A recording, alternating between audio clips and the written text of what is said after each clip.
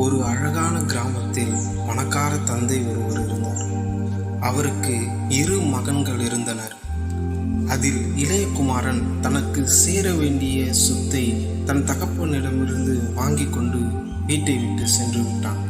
வாங்கி போன செல்வத்தை தன் மனம் போன போக்கிலே செலவழித்தான். வீணான வழியில் எல்லாவற்றையும் செலவழித்து விட்டான்.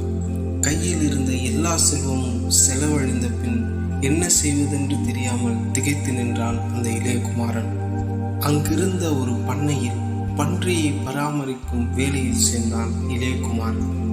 பசி அதிகமானதால் அந்த பன்றியின் உணவை உண்டு பசியாற்றலாம் என எண்ணினான்.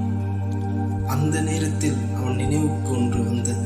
என் தந்தையின் வீட்டில் எத்தனை பேர் வேலை செய்கிறார்கள், நானும் இவ்வளவு கஷ்டப்பட வேண்டும் என்று சொல்லி எழுந்து தன் தந்தையிடத்தில் வர முற்பட்டான். அவன் தூரத்திலே வருகிறதை கண்ட தகப்பன் ஓடி சென்று கட்டி அணைத்து அவனுக்கு முத்தங்கள் செலுத்தினான். அவனுக்கு புது ஆடை தந்து அவர் அணிந்திருந்த மோதிரத்தை தன் இளைய மகனுக்கு கொடுத்தான் அந்த தகப்பன். இளைய மகன் தன் தகப்பனிடத்தில், உமக்கு விரோதமாகவும் பரத்துக்கு விரோதமாகவும் நான் பாவம் செய்தேன் என்று தன் பாவத்தை ஒப்புக்கொண்டான். இதை கண்ட மூத்த மகன் கோபம் கொண்டான். அப்போது தந்தை அவனிடத்தில், இவன் மரித்தான், திரும்பவும் உயிர்த்தான் என்றார். அங்கிருந்த அனைவரும் அவன் வருகையை மகிழ்ச்சியாய் கொண்டாடினார்கள்.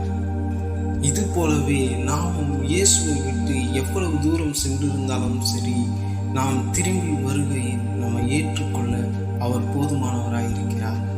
ஒரே ஒரு கேள்விதான், மீண்டும் நீ எழுந்திருந்து இயேசுவினிடத்தில் வருவாயா? நீ வருவாய் என்றால் உன்னை அணைத்திட அவர் கரங்கள் காத்து கொண்டிருக்கிறது.